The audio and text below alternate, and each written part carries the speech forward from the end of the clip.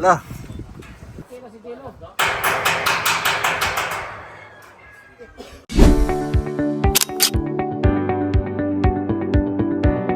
Bye. Yung ginagawa ni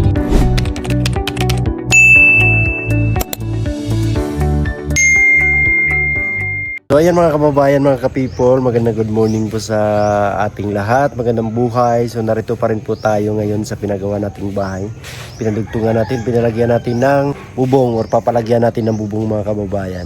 At ngayon ay meron tayong tutorial para sa inyo, para meron kayong idea sa mga, dati kasi may mga nagtatanong kung anong mga ginagamit doon sa pagpakintab ng pintuan. So ngayon mga kababayan, meron na tayong panahon para i-share sa inyo kung paano yung pagkitabin. Sa ngayon po mga kababayan, yung ano kasi si Sir po lang nandito na sa Davao. So ako naman ay hindi muna ako pupunta sa PB House. Meron akong pupuntahan mamaya. Ihatid ko si Dali sa airport, so hindi na ako pupunta sa PB House para diretso na ako na pupunta doon kina Dali. Tapos diretso airport na mga kababayan. Mahatid mamaya hapon kasi yung flight niya. Kaya hindi na lang ako pumunta doon sa PB House kasi ngayon naman po ay wala kaming lakad. Mag-ano lang ngayon Mansari yung Crispaw. So yun yung mga kababayan. So habang wala akong lakad or mamaya pa yung lakad ko para maihatid si Dali. So dito muna ako sa pinagawang bahay. Meron lang akong share sa inyo mga kababayan, mga diskarte, paano pakintabin yung pintuan. Tara na, samahan niyo ako, let's go. So una-una po gagawin is ililiha to. Ililiha para mag smooth yung kanyang kahoy. Talagang makinis. Tapos ang gagawin ay lilinisan. Ayan, ayan po yung unang step. Pag napantay po yung ano niya, lahat, lilinisan siya bago pahira ng dito, sanding sealer. Pahiran siya ng sanding sealer po mga kababayan. So ito na yun. Ang sanding sealer ay may halong lacquer thinner. Ayan, lacquer thinner. Tsaka sanding sealer yung ihalo. Tsaka ipapahi dito para lilitaw yung kanyang yung mga grano niya sa kahoy. Ayan po yung diskarte mga kababayan. Ayan, lilinisan muna. pinapahira ng ng lacquer thinner. Ayan. Para tanggal yung mga alikabok. Lacquer thinner. Yung lacquer thinner is panglinis. Tanggal ang alikabok. Kasi pag may mga alikabok yan mga kababayan is ano siya, hindi magiging plain. Ayan. Pinatanggal. Linisan bago ang sanding sealer. Bago sanding sealer. Tapos liha na naman. Pag tapos ng sanding sealer ay liha na naman. Liha, patuyo. Tapos sanding. Tapos liha na naman. Tapos food stain. Ulit-ulit lang. Una, linisan. So ngayon makikita natin mga kababayan yung ano yung gagawin. Pagkatapos ng linis, sanding sealer. Tapos sanding sealer, lilihain uli para magiging makintab. Tapos ulitin naman yung sanding sealer. Sanding sealer. Tapos lihan na naman. Liha naman. Bago mag food stain. Bago mag wood stain. So yung ano niya, yung finished product mamaya ipapakita natin. Ngayon step by step muna tayo ano yung gagawin. Ayan, para meron kayong idea mga babayan, kasi yung kadalasan na maalam natin is yun lang yung varnish. Diretso na tayo maglagay, pero ito parang varnish pa din to, pero iba yung proseso niya. Yung varnish kasi nakahalo na yun mga kababayan. Ito kasi hindi pa. Parang step by step yung pag ano nito, pagpakintab sa inyong mga pintuan. So pwede nyo gayahin. Ilista nyo lang yung mga gagamitin. Sanding sealer, lacquer thinner, wood stain. O mamili lang kayo ng mga gusto nyong kulay. Yan, basta liha lang talaga mga kababayan. Tapos paglagay nyo ng wood stain ay mamili lang kayo kung anong kulay yung gusto nyo. Merong maple, merong mahogany at iba pa. Tapos top coat. So ayun na yung kalabasan. Makikita natin yung kalabasan nito. Ayan. Gamitan ng air pressure para matanggal talaga yung alikabok.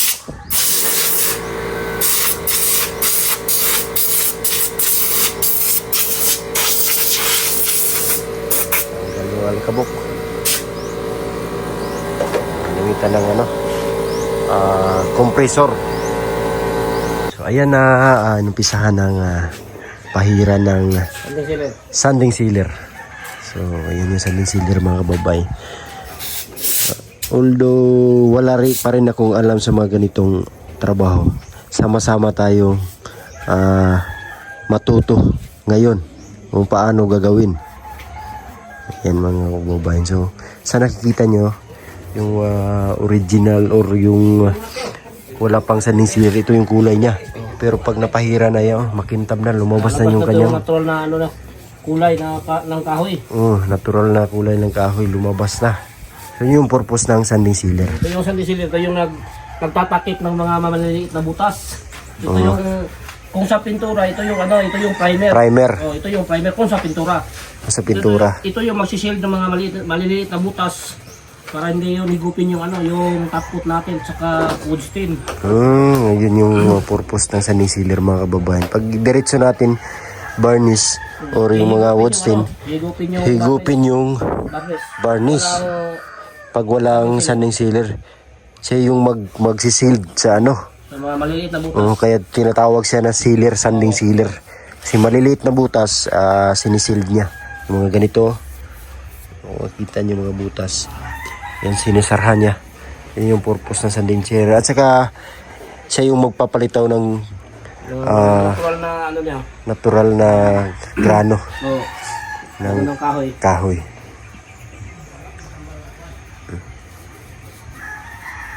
Ayan yung pahiran nyo lang mga kababayan hanggang sa mapahiran nyo lahat. Pagkatapos nyo pahiran lahat, liha naman kayo uli. Liha. So pangalawang bisis nyo gagawin. Pagkatapos ng liha, patuyuin. Tapos ulit na naman. Sanding sealer na naman. 30 minutes bago magliha. Patuyuin muna bago lihain. Ayan. Ayan yung kasi may mga butas-butas yan, yung mga ganyan, no? Masasarhan.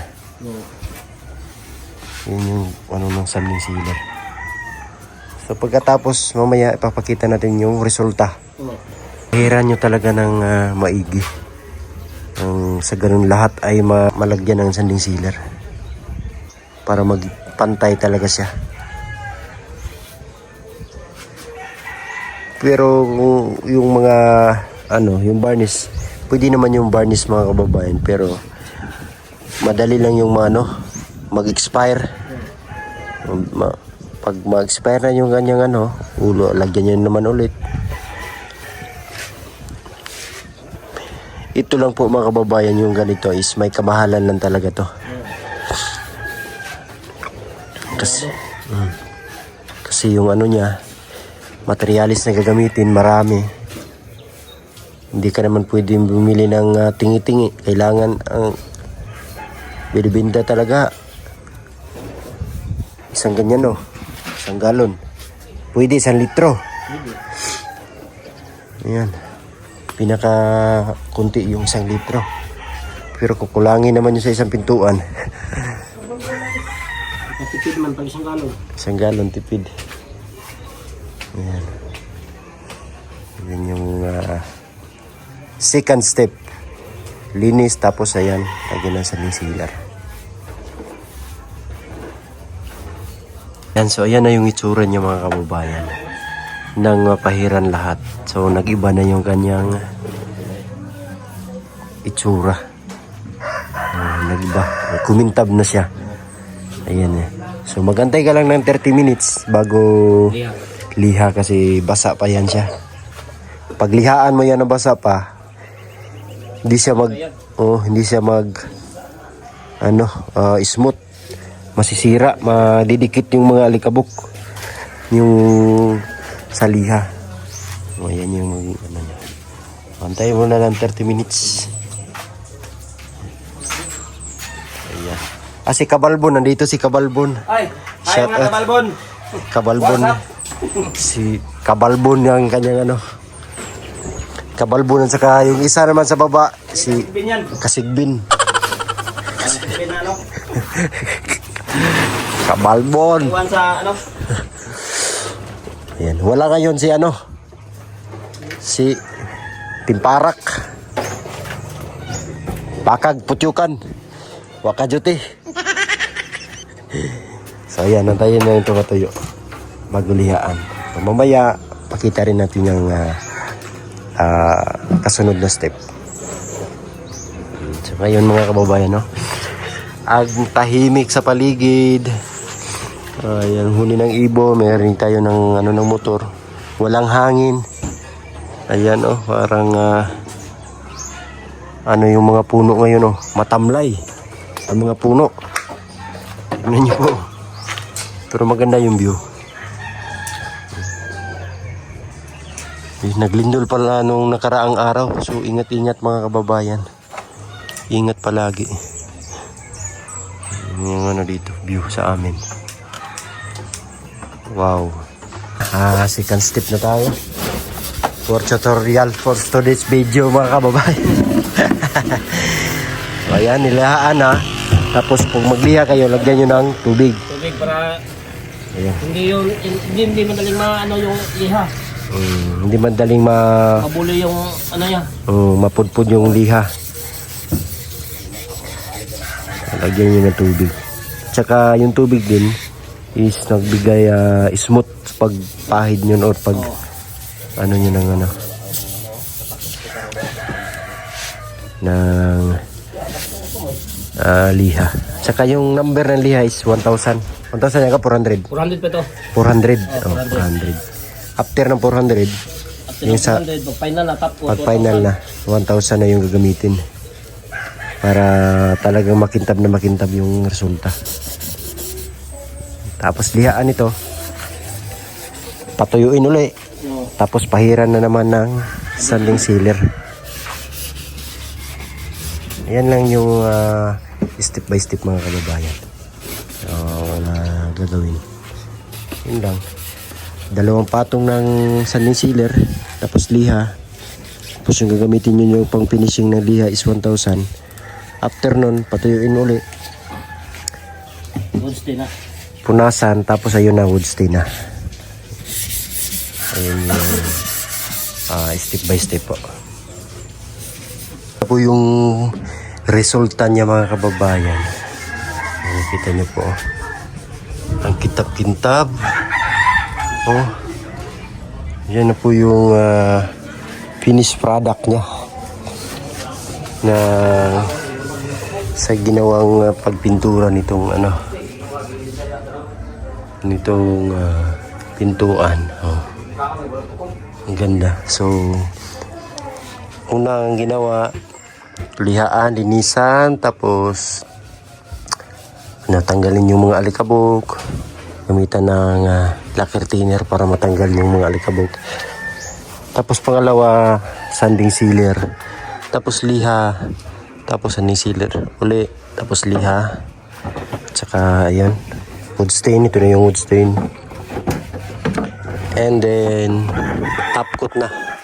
So kung ano yung gusto mong kalabasan, pwede mo ulit-ulitin. Kung gusto mo maging darker, ulit-ulitin mo pagka 3 beses siguro.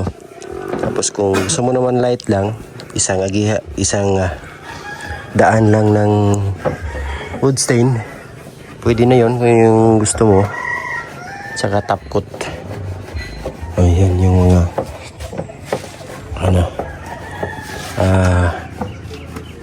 kalabasan mga kaban. So ito yung mga ginamit. Polyurethane floor varnish. Ayan. Ito yung top coat niya. Top coat. Top coat yan. Katalis, pampatigas. Ayan ang mga ano nyo. Lacquer thinner. Yung sanding sealer. Ayan, lista nyo lang. Tapos yung lacquer flow. Ayun yung ginagamit. Tapos ayan, i-apply nyo lang mga kababayan. Makukuha nyo na to yung ganitong pintuan na kulay. So, ayan lang ang for today's tutorial. Ayos. Ito yung against the light lang. Tingnan natin na tamang anggulo. Makita yung kanyang ganda ng kulay. Ito yung finished product ng naka wood stain.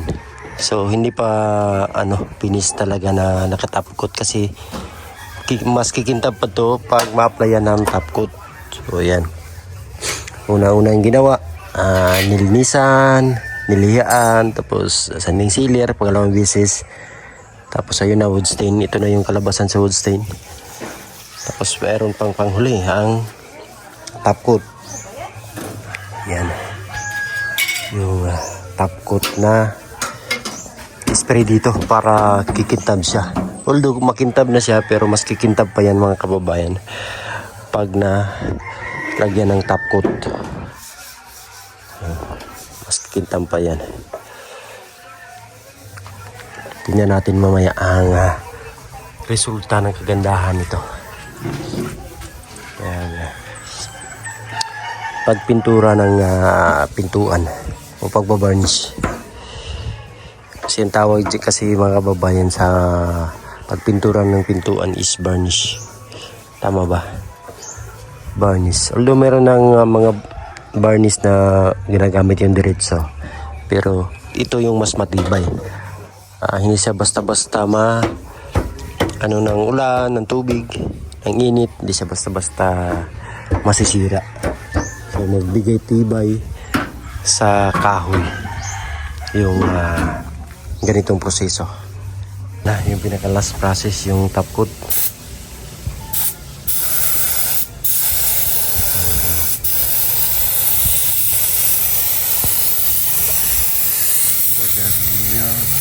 Last process pampakintab na nakikintab yung pintuan.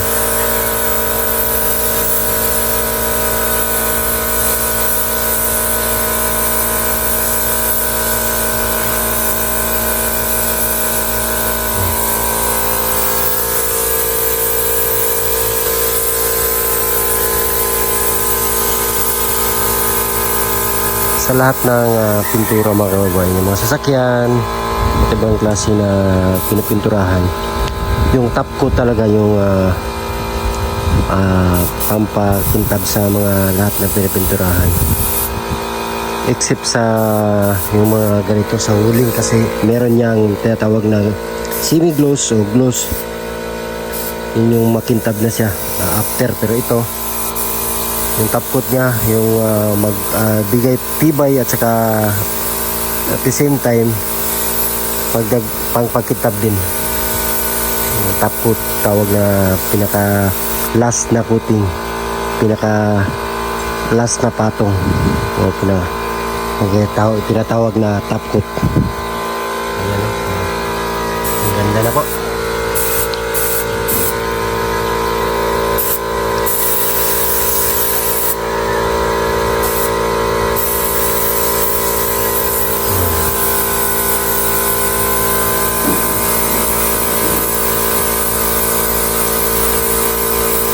Kumintab na.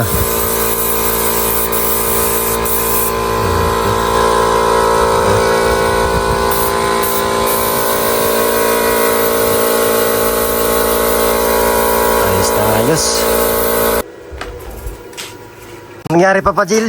Papa Jilo! Ikog. Uy! Subagad yung lalagyan ng ikog ba? Papa Jijil!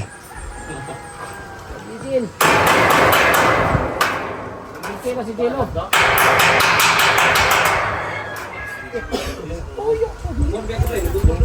La, ko ano, guna ba, guna. La, guna.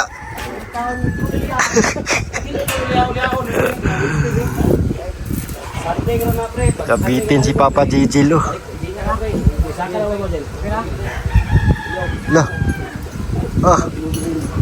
Grabe si Papa Gigil. Ay, lila pala nila yung mga kababayan. Para magdumikit nila. Ah, grabe yun. Diha, bilib si Konsi mo ah. Mama Bik Bik. Diha, bilib si Mama Bik Bik si mo ah, Mama Gigil.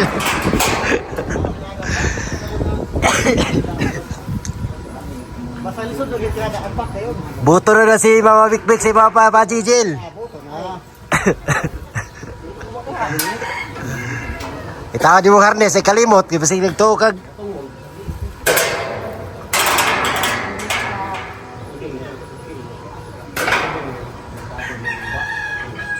Ayan, bukas siguro baka bunga na to.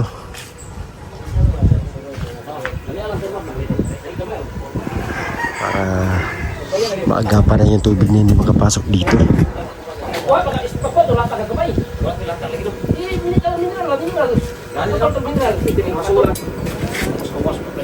Atau mineral ko ba? Mga pansak ko.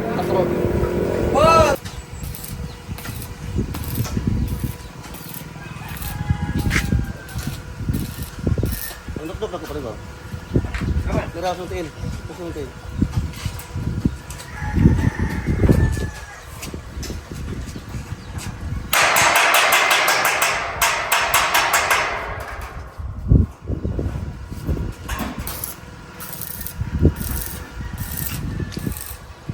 Taas. Wala ka pa, Dio!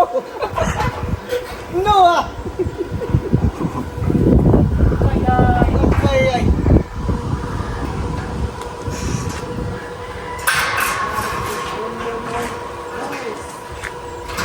Jen. Ay sa. Asa lang ka?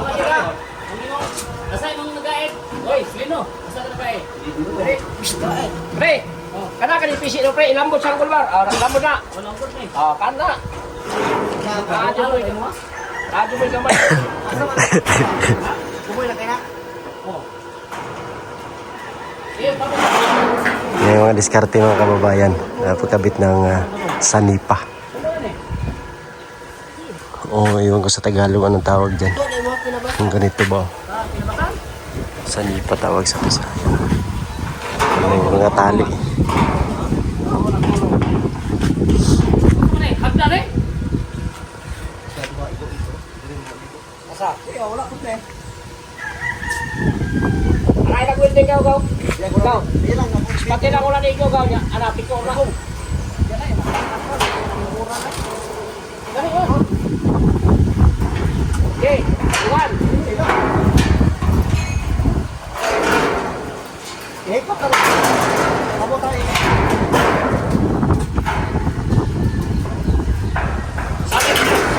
Ara. Ikaw. Hugte pisi. Ano kamay ito pre? Kanapisi mo din. Parte ni ka mo. Ilaka. Okay, parte ni.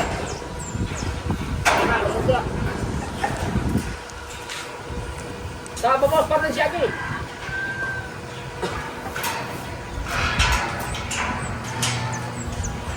Yung kabit. Ana. Gawas, balik na. Ara. Bulog.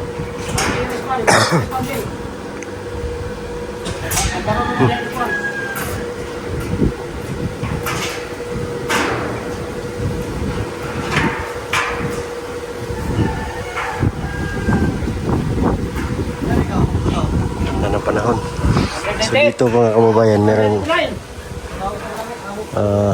pinabarnisan natin pintuan.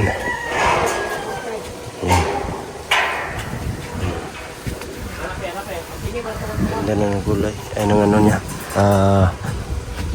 Texture o yung grano. Lumabas yung ano ng kahoy. Ang pintag. Opo, ano ito pre? Oh. Opo na diyan, Jel. Pintag. Eh, diyan kami kunate. Dito, nagkagulo sila. Eh, wala mula pa sila pre, basta lang masyo. Nagkagulo ang Team Paarak. Anak kamay. Tira, tira na. Sapa mo ang isa niya.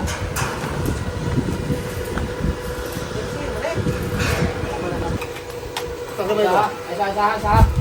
Dino, ba dino? Kaya pakalaya to. Hindi kayo masinisugan. Sinasbili mo. Awa. Ako. Isa. Ang kinig daw, sa humor, sa sipin. Isa, ha? Oh, paano na ang PCS dong? Ay, ikot na. Diyan, ako din. Diyan, lang ka, pre. Kaya yun lang sila, pre. Mo harness boss, tawad boss. Di, asa kamay. Jel, na. Ano halos yun? Ikot na. Oh, patay ha kayo. Pakabuhin namin nila eh. Isa kamay. Wow. Iya. Idan mo ito eh. Kawalin ka. Sini. Kawalin. Ang dos na. Kawalin kamay, pre. Kemudian pa. Ilan, ang dos lang. Yan, kapatid. Usap. Isa, pre. Isa. Alay ito.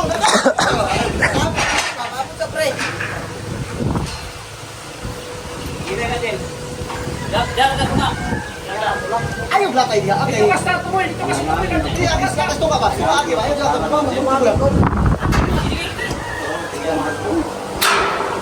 Ang harness. Sabay, taon. Makahamis ko daw. Ayaw, isa. Ikas tao daw. Tres, tumay tayo. Taon, sente. Ya. Punta mo mas bigas. Ilay. Nagmay mo. Kaya makatong kay ikaw na.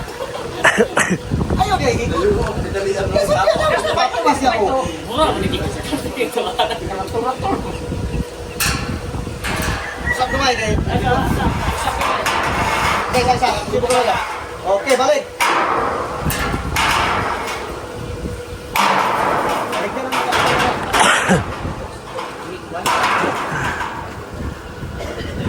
Taas kasi.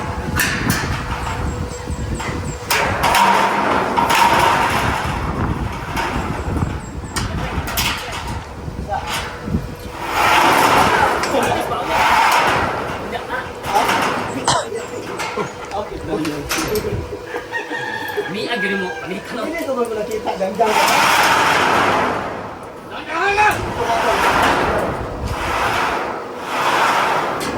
Sama pre. Kasi naman ko ba dito mo. Ay klaro natin ka para. Tira. Ano siya ko dito?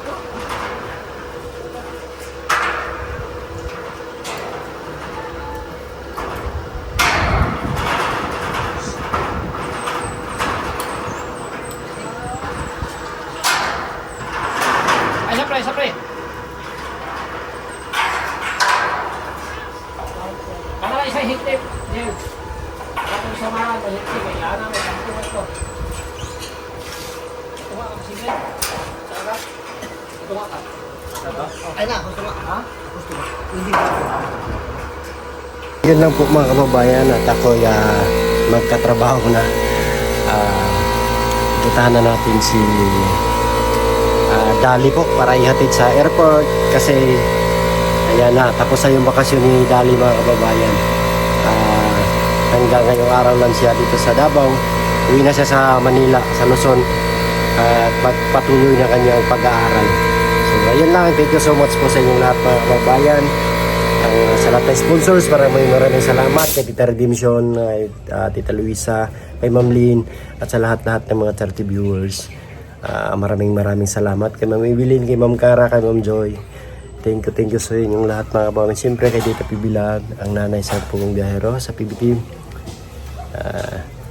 Ayun lang, at sa mga laging nandyan para sa amin. Maraming salamat sa inyong lahat po mga kababayan. We love you all. God bless. Bye-bye.